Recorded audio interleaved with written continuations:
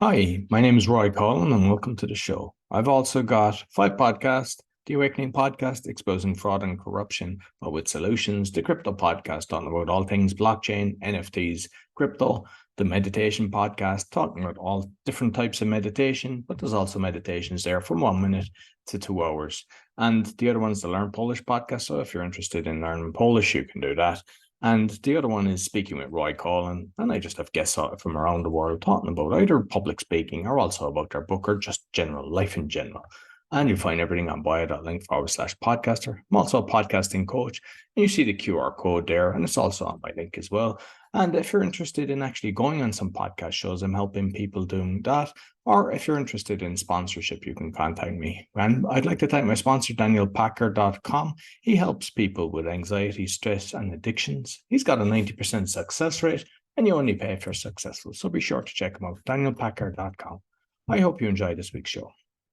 Welcome to the Meditation Podcast. You'll find all our episodes on meditationpodcast.org. My guest today. Now, are you going to become a mindfulness ninja? You will find out. Therapist, speaker, but she's also the author of this wonderful book, Therapeutic Mindfulness. Please welcome Ruth Fearnow. And I love your surname because it's like what a lot of people have. They have Fearnow, and you're going to help them with that. That's a great way to put it. Some people are disturbed when they hear my name, but I'm like, maybe it's feel your fear now, right? So you can feel better later. Let's work through it. Fear right now. Let's do it. Excellent. So I've just touched on bullet points, but you might just kind of let the listeners know a little bit about yourself. Oh gosh. Well, I'm a trauma therapist. I'm EMDR certified. That is an internationally recognized trauma therapy that helps for people with PTSD and really anything that's stuck, that's not logical, but like deeply emotional and doesn't fit. Those things can be healed with EMDR. And between becoming a trauma therapist, well, when I did that, I was already meditating for over a decade. I had done some studying of Eastern meditation. I started that in China, which that's a whole other thing. I was in China. And then years later, I become a therapist and I started seeing a lot of things. I started seeing that people can use mindfulness techniques like meditation or visualization to actually avoid and suppress, push down negative emotions. And the irony is that mindfulness is not judgmental. And so the moment you're pushing a feeling away, you're judging it as being bad. So after doing all the, meditation, mindfulness, trauma therapy, and then I saw this, I realized that you can actually use a meditation directly to heal the feeling. And this process came together. It's step by step. You don't have to have a deeply trained mind to use it, but you can heal emotions with it. And that's how therapeutic mindfulness was born and my background. Brilliant. So you might tell me about your journey in China, because I know you done kung fu. I did kung fu when I was younger. I did it for about 8 years, 6 years. When I was about Oh, 16, loved it. And I did you did qigong as well. I just got 10 lessons at that, but I felt the energy. The guy was actually very good, and unfortunately, it was just kind of a passing class that I'd done. But you've obviously done a lot of it. So when did it start? What age were you? How did you manage to be in China? well, I was learning an American martial arts when I was 20. I was into that stuff. And then at 25, a friend of mine talked to me about he's gonna go to Shaolin to study Kung Fu. And I'm like, whoa, that sounds cool. I'd love to go. You want to go? Yeah, let's go. So we went and it was immersive. So in Shaolin, there were in 2001 anyway, a whole bunch of schools. So you have the Shaolin Temple, that is the super famous one, and all the movies are based in Shaolin. But the whole school is like a school of the whole city is a city of martial arts schools. And mine was just up the mountain a little bit. We're at the base of the Himalayas. And that master had a few schools, but he was having Westerners come in and we would train for hours a day, and then we would take a day off and walk up a mountain and come back and train some more. So we did that. And then he also would give Qigong instruction through a translator. And in my spare time, we had no running water, no electricity, no attachment to the outer world. And I would spend a lot of time like really getting serious about how to meditate. I would read about meditation. I would spend long periods of time trying to do it and figure it out. And that's where it began for me. And what kind of meditations did you try, and what did you find worked best for you? Well, it's interesting because so I was reading, as I said, Eastern style books, and meditation is not pretending to be at the beach and doing all the senses. That's visualization, right? And I went there later, but this started with this non-attachment idea of let's watch the thoughts go by and just observe. And it wasn't completely emptying the mind, although I think you want the mind to get more and more empty. So I was doing a lot of practice of that kind of things, just whatever I would read in the book, I would spend time trying to see if I could do it. And I got to tell you, it's hard. Just because I say I was there, I was learning from the master, I'm reading these books, I have lots of spare time to do it. Doesn't mean I felt like I was any good at it, but I did it a lot. And then when I came back, I started playing around with other things. I learned from some of my readings that people do these like healing meditations that they're really a guided visualization.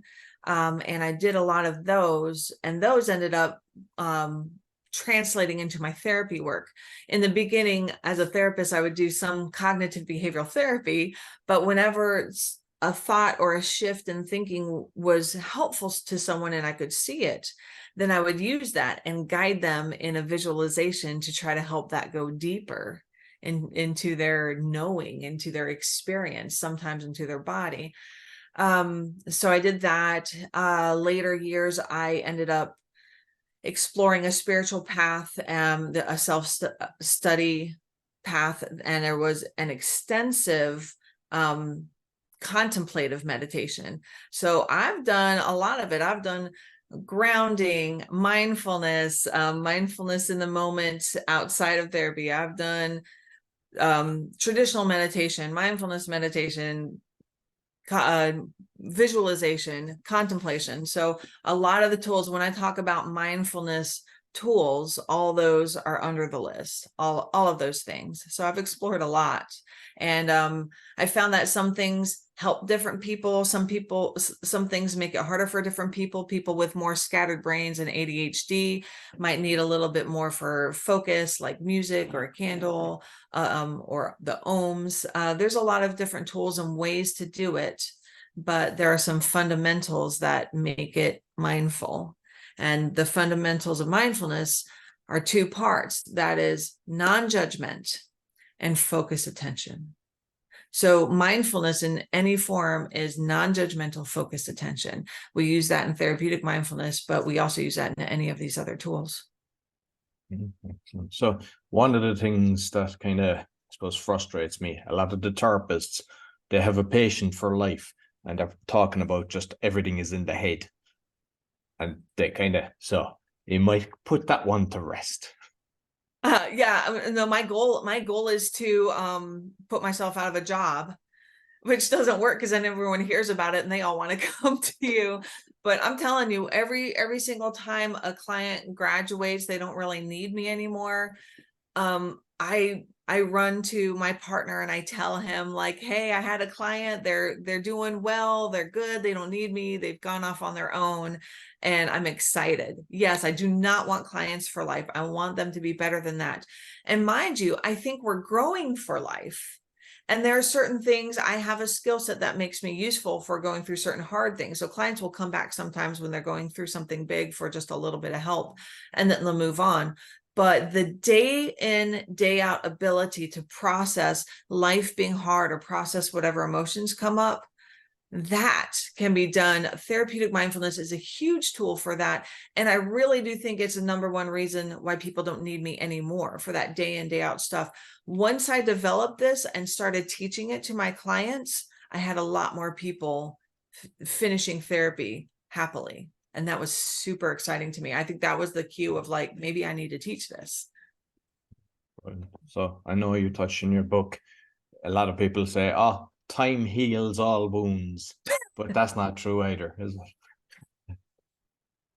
Sorry, that just makes me, I write about that in the book. I'm like, yeah, no. There's a wonderful song. It's got the best opening line. Okay. So this might be first time on a podcast, but I'm going to sing. You might have heard this. Time ain't never healed a thing. Yeah, nothing. I have people that will come to me and say, my grandfather or my mother or somebody died 14 years ago and I'm still not over it.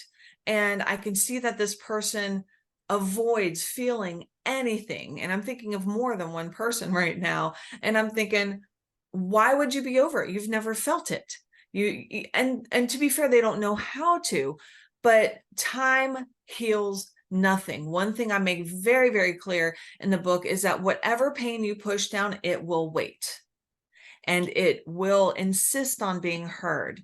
And the more you push stuff down, like if you keep pushing and pushing and shoving everything down where you can't look at it directly, then it blows up sideways. Like if you shove down a box and it explodes, that's what happens to your emotions. And I'll tell you what it looks like. When emotions explode out sideways, that's nightmares, panic attacks, rage attacks, unexplained emotions.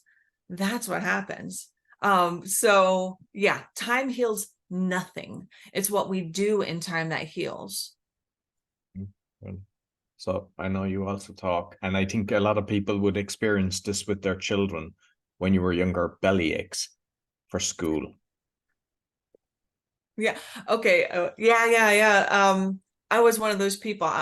My story is it's in the book. It's like you're bringing up everything. It's in the book.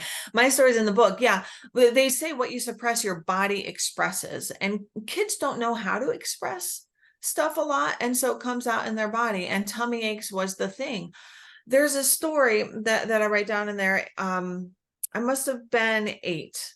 And I went to my mom, I'm sick, I don't want to go to school. And she says, what are your symptoms? I'm like, well, my tummy hurts. And that had always worked before. My tummy hurt, I don't go to school, but I'm getting older. And she's like, what else? And I'm like, my tummy hurts. And she's like, you got to go to school. And so I'm upset and I'm like, and I can feel my tummy aching. And I see when the school bus starts coming, my tummy really started hurting bad. And I'm crying and crying. And she comes out and sees me and she's like, okay, you can stay home. And then she goes back to bed. And I'm relieved that I don't have to go to school feeling so terrible, except I didn't feel so terrible. It stopped. I mean, it went back to like a low level, but that really big hurt stopped. And even at 8 years old, I'm like, wait a minute. That's weird. That doesn't make sense. I wasn't faking anything. It hurt and I felt terrible. And the moment I was home free, it went right back down to just being really mild. And I realized my body had fooled me. And I was determined never to let it fool me again. So I never stayed home with a tummy ache again. But that was the first time I became aware about emotions in our body. And I think like parents should pay attention to something like that, because sometimes there's a lot of bullying going on and they're threatened not to say anything. And sometimes the teachers, unfortunately, just let it go on. They don't intervene and nip it in the bud.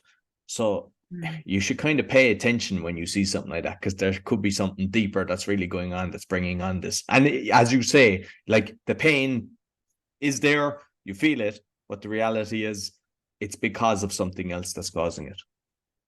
Yeah, I hate to tell you, but the only time I felt the tummy ache again was 7th grade, and there was a situation with some people that were being very mean, and I was determined not to run from it and let my body make my decisions for me. So instead, I started fighting. I was a fighter in middle school because of that. So there you go. There's a secret about me. I used to fight these 2 people that were that used to bully some people. So there you go. You like I'm not gonna give away everything in the book, because you have a beautiful writing style. It's one of these books that you just enjoy reading. Not everybody has that ability, and I like it. But Oh, you talk great. about you talk about, and I think it's nice because a lot of people could relate to it as well. in the lake, the woman in the lake. She's going out to the lake with the oar. She's halfway out. Remind me. So basically, she's going out halfway out, and then my story about the canoe. Okay, that came from the idea of, it's not actually a story. It's a story I made up about like what would happen if we don't admit that we're feeling bad. What do? We think that we can deny our feelings and be okay, and that's this time heals all wounds, it will go away, which, by the way, not only does it come out sideways, but if you can't look directly at the thing that hurts you, later in life something else comes along that feels like that, and basically you keep feeling the same thing over and over again in different ways until you deal with it.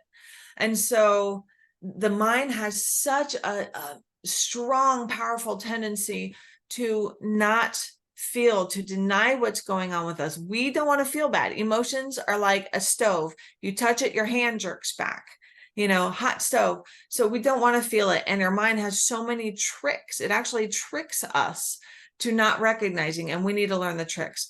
But this story about the woman in the lake is my pitch, my explanation for why we need to do that. If you don't admit what's upsetting you all the way, if you don't let the feeling come up all the way, you can't heal it.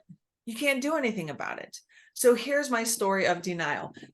So say a woman is in a canoe and she's going across a lake, and halfway through the lake, she says, "This is junk. I should be at the other side already. I can't believe I'm only halfway through. This is ridiculous." And she throws a fit and she gets angry and she starts like hitting the water with an oar and yelling and just, "Oh, why am I here? This shouldn't be. I can't believe that I'm not there yet. I shouldn't be here. I shouldn't be here. I shouldn't be here." And she wears herself out with her anger. So then she takes a nap. And she's like, "I'll just take a nap." This is avoidance, right? "I'm just going to take a nap. I'm not going to worry about it." Wears herself out, takes a nap. And then she wakes up and she's still in the middle of the lake. How is it not healed already? I mean, how is she not on the other side already? Right? And so then she blames everyone. She blames the canoe, the water, the currents, the gods, the skies, the wind, all that energy trying to not have the fact that she's in the middle of the lake. Could have just been used to finish rowing, right? And that is, I think, a metaphor for our emotions. There's so much fear around feeling it that there's all this avoidance, and we're just raging against the fact that we have the emotion. And if we can learn how to just be with it, in the beginning, doing this process, I'm not going to lie, for some people it brings up a lot of fear. It's very, very uncomfortable, and it will always be uncomfortable. But your belief, your understanding about how quickly the emotions can go away start to give you confidence, and you stop feeling the need to avoid as much. When avoiding means diving into a pit of despair for 3 days until you have to go to work and just shove it down again. And you find out you can do this for 30 minutes and be perfectly okay and have a great weekend. And I'm actually referring to a specific client that had that experience. It was, all night crying on the bathroom floor, all Sunday in the bed, until she has to adult again Monday. And then the next time the same thing happened, she tried this and it was 30 minutes and she had a good weekend. That's the difference. So when you start to learn how easy it is to just row across the lake, the resistance doesn't feel as necessary anymore. That's why people don't need me as much after they learn this. I think, I don't know what age was I. I was like 23 or 24. And I had a thing called, what I was told, sciatica, pain down my leg. And at the time, I was working from 8 in the morning to 12 at night, thrown in at the deep end. When I started working for a company, I was kind of like doing drawings for the first job. Next job, running a job for about $1 million. And the next one, running a job for 5 million. At that age, they shouldn't have done it. But I was basically doing very well and making a load of money in it. But my body was acting out from the stress from it. And I was trying everything. I tried physiotherapy, acupuncture, chiropractor. I was trying the whole lot. And then they told me I had to get an epidural. I did that. And that ended up giving me pains down the other leg because they put you to sleep as well. And then I Oh, got an operation. They said my disc is prolapsed, and I was expecting to be sorted. And I was the exact same. And I was really at my wit's end now at this stage. Because like I was on the go, I was in pain. I couldn't sleep. I couldn't do anything. And in the end, it was a book, Healing Back Pain by Dr. John Sarno. And I sorted myself out. And I say the amount of people that have ailments, and I know even people can bring on cancers and everything because of stress, that yeah. and then they go to get it fixed, whether it's the rash on the hand, they're going for the magic pill or the magic cream, and the reality, that's not the solution. Yeah, yeah, I agree. I mean, we may need some of the modern medical stuff to get us through, but in the end, I absolutely agree. What we say, what your mind suppresses, your body expresses is very literal. Ulcers, high blood pressure are the real easy ones that we know about. It's very true. And I can tell you, when I'm doing this work, we hear, at least, in my country, we hear mind-body connection. That's all the rage, mind-body connection. And then I'm in a session with somebody, and when they have a mind-body connection, they're very surprised. But when I'm working with people, they will have very strong, sometimes physical sensations. I had a woman I was doing work on, and she had anger at a parent, and every time that came up, she got pain on her shoulders. The first time it happened, her shoulders were sore for 4 days after therapy. So, and every time we brought it up, they would go right into both shoulders, but it would be less sore until it wasn't there anymore. But your body can tense up so much that you're in pain, or that your joints hurt, or that you're inflamed. Mind-body connection is very real. I have another client that when we go into the body, his cheeks get hot, and then his face gets hot. That's his early sign. When his cheeks get hot, he knows he's upset. But he didn't realize it at the beginning. At the beginning, we'd be in session. I'd have him go to his body. What do you feel? Where is it in your body? And he would say, I'm hot. I'm hot, but it's probably just a sweater. I'm wearing this big sweater. I said, oh, were you hot when we started the session? He says, no. Okay, notice being hot. And we would go through it, and then the hot would go away. And that happened a few times where he started to realize, when I'm upset, I get hot and I feel it in my cheeks first. So it's very, very real. People get upset stomach and actual ulcers. People get actual sensations, and it's very surprising when they do. People get stomach aches and headaches in the middle of session, and they're gone 5-10 minutes later. And that happens a lot. With, like, you did the trauma therapist certified in EMDR, that's for PTSD. Is that something that you've kind of incorporated, or is it something that you studied and then you realize later your own kind of methods were kind of better? That I use EMDR all the time. My two favorite overall, anything that I've ever done in therapy, my two favorite things are EMDR, therapeutic mindfulness. Those are like twin magic. The closest thing you can get to a magic pill is those. They're not magic, they're hard work, but those are the best of anything that I've seen personally. So EMDR is fantastic. EMDR is something that I don't recommend people do on their own. If they start to learn the process with me, I don't say, okay, you have a lot of trauma, go home and do this on yourself. It's really powerful. It can bring up intense emotions. Your mind can wander to really dark places. Sometimes I've been doing work with people for a while, and as the protections inside their mind wear away, EMDR has at times brought up suppressed memories that were very traumatic for someone to hear. So EMDR is something that you do with somebody. Therapeutic mindfulness is also powerful, but it's a bit gentler as well. It's not going to rip open a memory, or I haven't seen that, and I don't think it would be as shocking. It's a little bit more of a gentle method, and it is something that people can do on their own most of the time. I talk about, there is a warning, a few caveats. If people feel some emotions and find that they start to get spacey and feel like they're not themselves, or they're seeing their body from the outside, or they block out periods of time, that level, that kind of reaction where you feel like you're not yourself, outside yourself, or you lose time, those people should only be working with somebody until they're able to tolerate more. But if you're a person that can tolerate some emotion, you can do this on your own.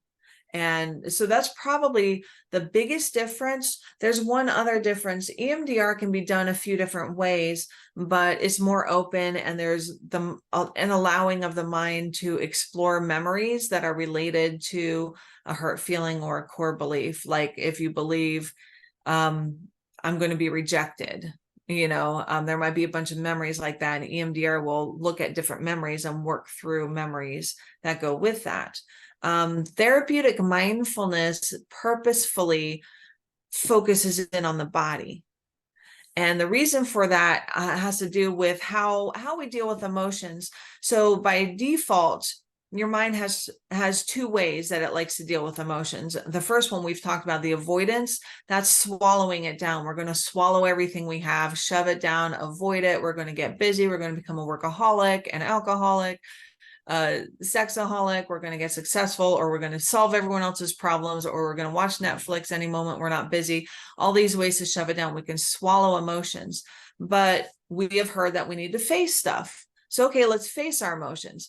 By default, the other way your mind tries to deal with things, if you have swallow, take off the S, we like to wallow, right? So the moment you try to face your stuff, your brain starts talking and analyzing. Why is this happening? Why am I like this? Where did this come from? How is it like that? And we try to figure out why, because we believe if we can figure out why, we don't have to feel. Okay. But the problem is that wallowing doesn't heal emotions, and it tends to be very much in your head. So we like analyzing, it's safe. But the thing is, if you could fix it with your logic, well, I wouldn't have this book. Let's just put it that way. You can't fix it with logic. But when you are in your head wallowing, this is a part of your brain that feeds the emotion. So if I am afraid of something, if I'm fearful, and I try to understand why I'm fearful, and I start wallowing, my brain will give me a story about, well, this could happen, that could happen, that could happen. Remember that one thing that happened? It could be a lot worse. Let me tell you other ways. And it's just going to add. It's like if your emotion is a fire, your brain puts logs. Your thoughts are logs that go on the fire. So the longer you wallow, you may notice that you feel worse and worse and worse. So swallowing doesn't work. Wallowing doesn't work. And at this point, I could see someone being really frustrating, saying, okay, so I can't avoid the feelings. I can't face the feelings. What's left? What am I going to do? And there is an answer. So instead of swallowing or wallowing, you can allow them, but you can't do it in your head if you've got that, monkey mind that jumps all over the place and tries to get you upset. I think that's the issue with most people that don't have like heavy meditation training and all that. They can't observe the thoughts without getting involved. And so if you're believing all these thoughts and they're just winding you up, you're going to feel worse and worse. But if you can get to your body, then you can allow the sensation in your body. Remember, your body expresses your emotion. Where do you feel emotion? Is it heavy in your chest? Is it tight in your shoulders? Is it squeezing in your neck? Is it churning in your stomach? Is it hot? So our emotions are shown, they're expressed, they are in our body. Therapeutic mindfulness teaches us how to get out of the story, out of the thoughts, into the body. And once you're in the body, you can heal it. That's when you start allowing it and you come to it without any judgment. And when you are fully present with what's hurting you and you don't have any judgment and you just allow it to show up, it starts to change and shift and it heals. And that's the power of therapeutic mindfulness. Excellent. And when you're working with clients, do both the modalities that you use work online as well, or is it better to be in person? Because I remember you talking about somebody that they weren't yawning and then yawning when you touched on a certain subject. But I also know, because I pay attention to everything, even when I was like working in Toastmasters, just in Toastmasters, I could see a person's feet even kind of twitching and I'd spot everything. Whereas on camera, you're not going to see a lot of stuff. So I just kind of do both work remotely. Both absolutely work. I have been doing remote therapy only since 2020. I have not done in person. There's a lot of things that I like about in person, but it's not necessary. I've done a college class online and I demonstrated with a student in front of everybody with all the Zoom watching. I can usually see a number of things, but if I don't see every cue of their body, the process can still work. They can do it alone. So yeah, Plus, you pay it's still attention to the definitely. voice as well. Like, you know what the difference in the tone when something is kind of touching them. Yeah. I mean, I can see some things, but also, I'll talk and interact and just see where things are going. So, yeah, I don't think it's necessary. Well, actually, I know for a fact it's not necessary to do in person. I have people doing a lot of healing on camera. So I like both ways. I prefer workshops in person because I can interact with the whole group as well as the person that I'm working with. But like I said, I've taught a group online too, so it all works. So I think this Healing. will affect a lot of people as well. How would you apply kind of self-compassion as well? Oh, that's my favorite. Okay, my favorite chapter in the book is the self-compassion chapter. That I think, at least in American pop psychology, self-compassion is the buzzword, right? And you've got all these books, and you got the researcher Kristen Neff, who's awesome. And there's just all this stuff about self-compassion, and people are like, "Oh, you should be kind to yourself," but how? Like, people try to give themselves nice affirmations, but after they've messed up or when they're in the middle of being upset with themselves, that's when their brain just starts tearing them apart and telling them, what I like to say is, here's all the reasons why I suck, right? And that's what the story is a lot of times. Here's a reason why I'm a victim. And then, oh, but I'm a victim because no one likes me, because I'm defective. And clearly I'm going to be alone forever. Just like this, when you're in the middle of that, it's hard to have self-compassion. And actually, one of the things that cause the most trouble, the reason why EMDR is not good to do at home, for example, is because whenever guilt and shame come in, the judgment against yourself will block your efforts to heal. So judgment blocks healing, but only 100% of the time, right? If it's there, it will block. But if you can drop the judgment, there's the option to heal. Self-compassion facilitates healing. So that's one reason why this is such a good self-help version of therapy, because if I'm feeling shame, actually, I've got that example for you if you like, because it has to do with shame. But if I'm feeling shame and we're trying to do therapy on it, no matter what I tell you, like, well, I can tell that you had good intentions, or look, you have a good heart. And you're like, yes, but, and your brain will tell you the reasons why you should still feel shame. But if you get into your body on shame, and the shame is like a gooey purple blob in your stomach, and it's heavy and it weighs you down and it feels so gross and disgusting, and we look at the blob, okay, so that blob is showing up. This is a part of you that is hurt. Can you be with it? Can you open up to it? And it's hard to feel shameful about weird purple goo. People are like, why does it feel like weird purple goo, or why does it feel like a I don't know, a brick in my chest or something? It's not shameful, it's just weird.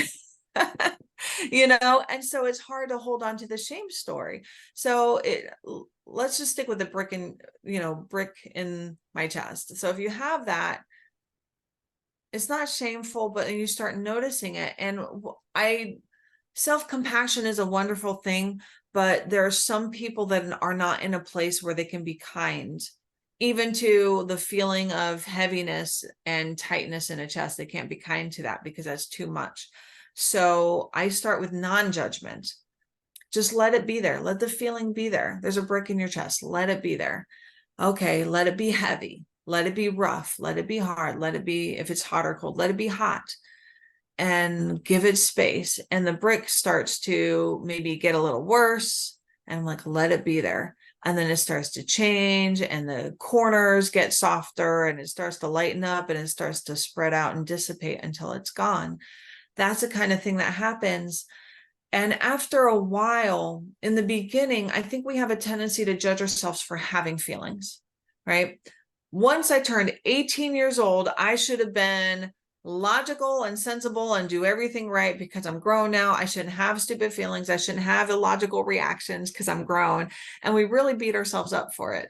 So when you have this feeling and you sit with it and you're just not judging, you're just watching it and it goes away. And afterwards you feel calm and peaceful and you start doing that, it becomes easier for people not to judge themselves for having feelings when they start to be able to watch the feelings and then watch them go away and start to realize that the feelings, there's a way to deal with them. And so even people that struggle with self-compassion, after they are doing this for a while, like if I can sit, if I feel angry and I think I'm a bad person because I feel angry, and then I can sit with the anger in my body and 20 minutes later, I feel calm and peaceful and I can feel kind toward those people. I don't hate myself as much. I start to realize this is just a hurt part of me I need to fix.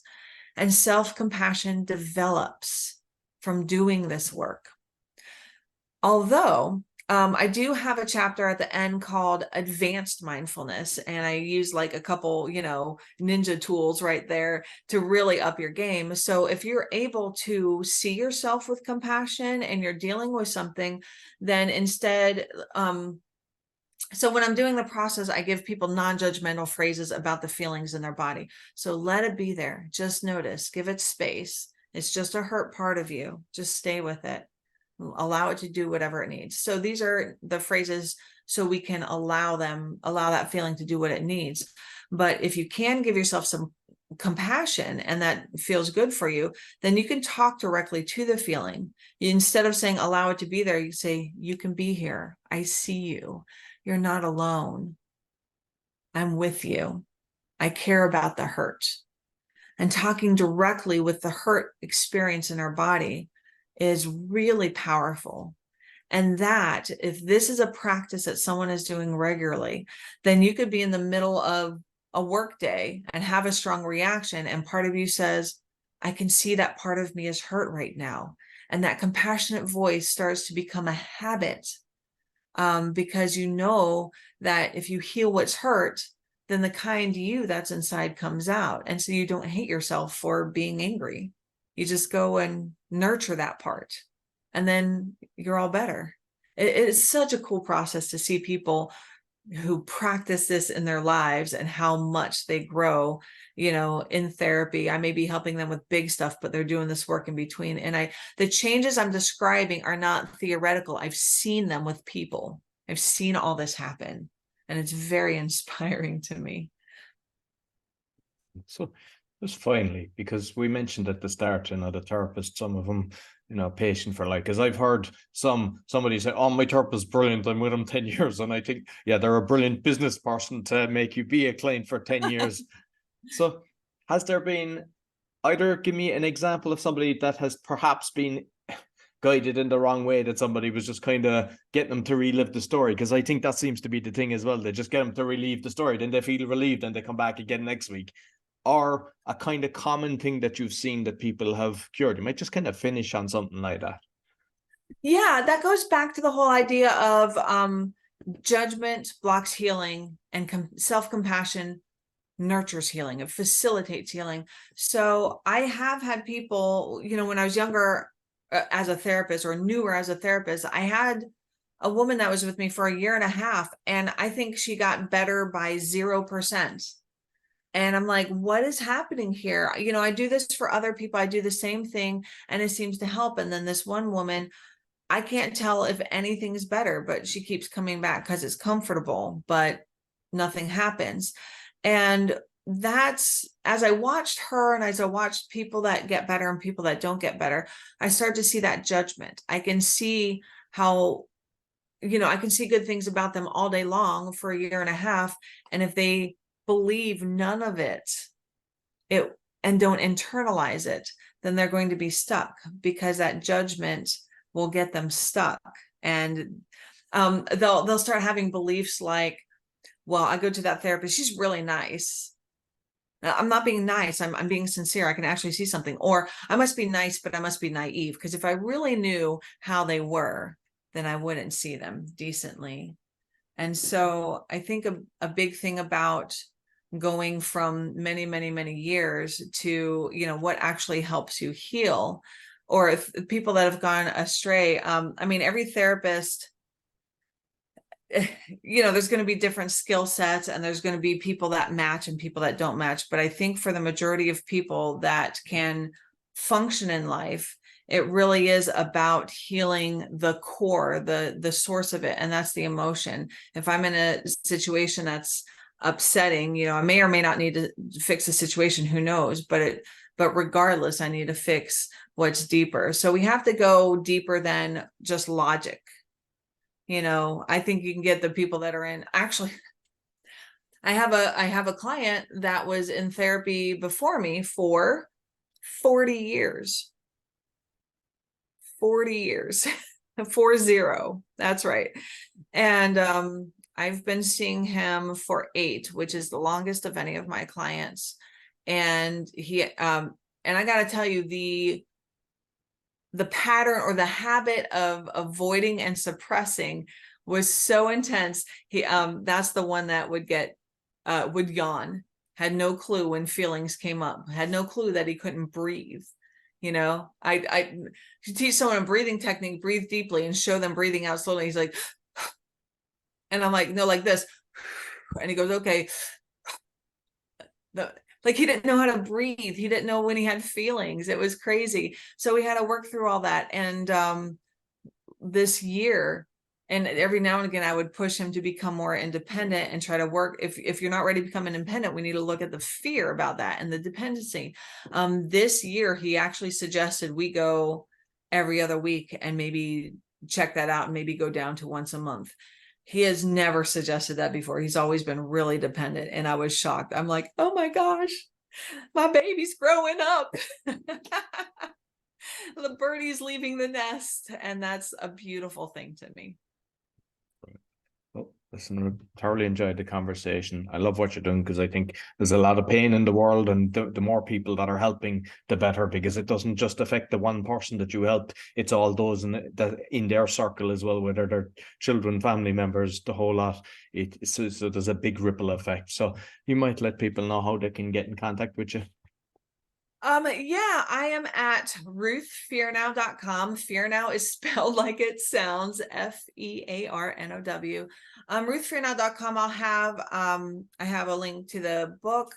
I have a link to podcasts. I also have free downloads of whatever's in the appendix that's directly related to the process. Those are downloadable for free. And then if you want me to speak or teach this or demonstrate it for a group, get in contact with me on that website. Perfect. Yeah, I'll make sure I'll put the links both in the audio and the video. And just for those, that's the book, so you can see it when you actually go to get it. And if you do, make sure you give her a 5-star rating and a review, because it really helps in the algorithms in Amazon or Barnes and wherever you get it. So that's all for this week. You find all the episodes on the meditationpodcast.org. Take care. Well, I hope you enjoyed this week's episode. Be sure to give us a thumbs up, 5-star rating, and share with your friends. And you'll find all my shows with the QR code or bio.link/podcaster, as well as my podcast coaching. And I'd like to thank my sponsor, DanielPacker.com, helping people with anxiety, stress, and addictions. He's got a 90% success rate, and you only pay if you're successful. Also, if you'd like to go on a podcasting tour, I can help you do that. And if you're interested in sponsorship, you can contact me on my bio.link/podcaster. Until next week, take care.